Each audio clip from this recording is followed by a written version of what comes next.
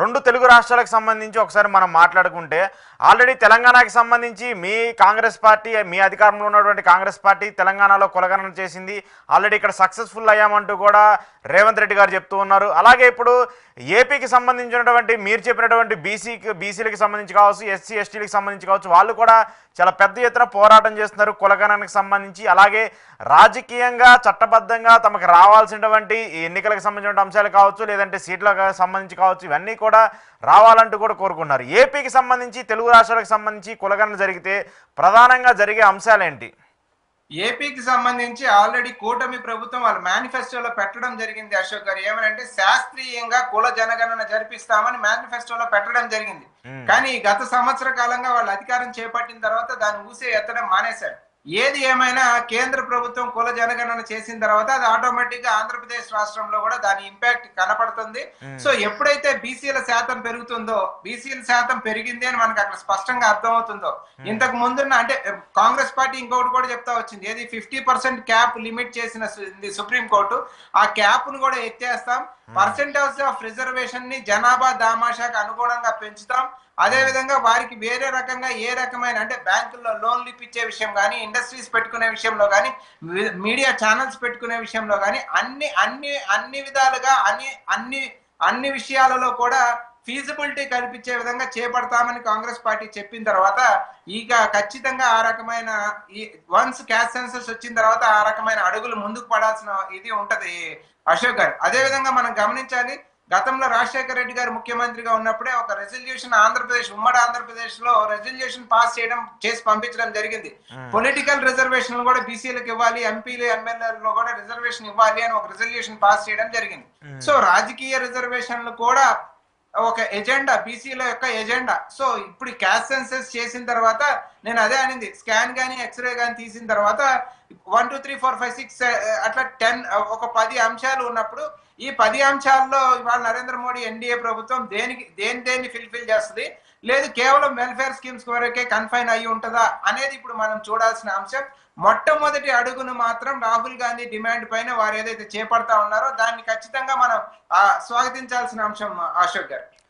Conclude చేస్తే నాకు ఒక పాయింట్, ఆల్రెడీ తెలుగు రాష్ట్రాలకు సంబంధించి చూసుకుంటే ఏ రాజకీయ పార్టీ అయినా ప్రధానంగా రాజకీయం చేసేది ఎస్సీ ఎస్టీలకు సంబంధించి చూసుకుంటే వాళ్ళని పక్కన పెట్టేస్తే బీసీలని ఎక్కువగా కలిపి చూస్తూ ఉంటారు. ఎందుకంటే బీసీల్లో చాలా క్యాస్టెస్ ఉంటాయి. బీసీల్లో కూడా దాదాపు 52 కులాలు ఉప కులాలు కూడా ఉన్నట్టు మనకి సర్వేలు చెప్తూ ఉన్నాయి. సో ఇలాంటి నేపథ్యంలో బీసీలు ఎన్నికల్లో కావచ్చు, రాజకీయాలకు సంబంధించి కావచ్చు, మిగతా ఏ అంశాలకు సంబంధించి జనాభా ప్రాతిపదికన కావచ్చు చాలా ఇంపార్టెంట్ ఫ్యాక్టర్ రోల్ ప్లే చేస్తూ వస్తున్నారు. సో ఇప్పుడు కులగణనకి సంబంధించి జరిగితే బీసీలకు సంబంధించి జరిగేటువంటి న్యాయం ఏంటి, చట్టబద్ధంగా రాజకీయ పరంగా వాళ్ళకి వచ్చేటువంటి అంశాలు ఏంటి?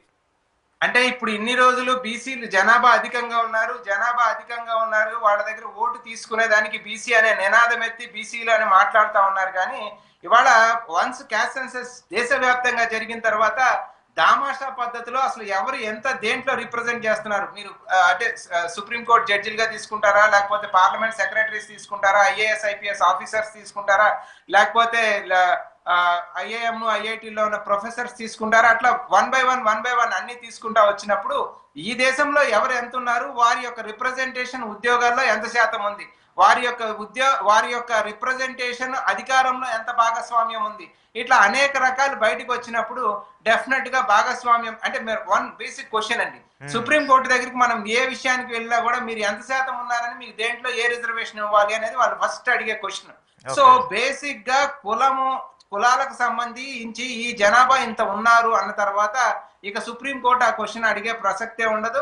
సో దానికి అనుగుణంగా డెఫినెట్ గా సంఖ్య తేలిన తర్వాత ఆ 50% క్యాప్ ను కూడా తొలగించి వారిని సమాన హక్కులు కల్పించేదానికి, ఆ భాగస్వామ్యం కల్పించేదానికి ఖచ్చితంగా చర్యలు తీసుకోవాల్సిన అవసరం అయితే ఏర్పడుతుంది కదా అశోక్ గారు.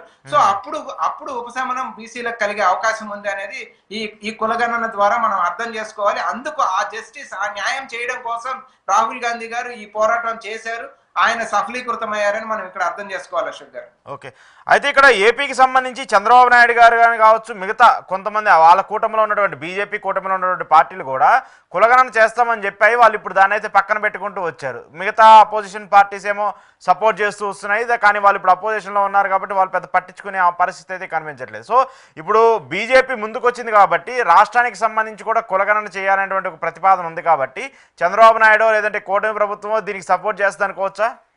సార్ అంటే ఇంక చంద్రబాబు నాయుడుతోనో కూటమి ప్రభుత్వంలో సంబంధం లేదండి. దేశవ్యాప్తంగా పాపులేషన్ సెన్సస్ తీయాలి. దేశవ్యాప్తంగా తీసే పాపులేషన్ సెన్సస్ లో క్యాస్ట్ సెన్సస్ తీస్తారు కాబట్టి డెఫినెట్ గా ఇంక చంద్రబాబు నాయుడు గారు అవునన్నా కాదన్నా పవన్ కళ్యాణ్కి నచ్చినా నచ్చకపోయినా ఖచ్చితంగా దేశవ్యాప్తంగా జరిగే ఈ సర్వేలో ఈ క్యాస్ట్స్ అనేది ఎవరు ఎంత రిప్రజెంటేషన్ ఉంది అనేది అంటే ఒకటి కులాల నెంబర్ బయటకు వస్తుంది.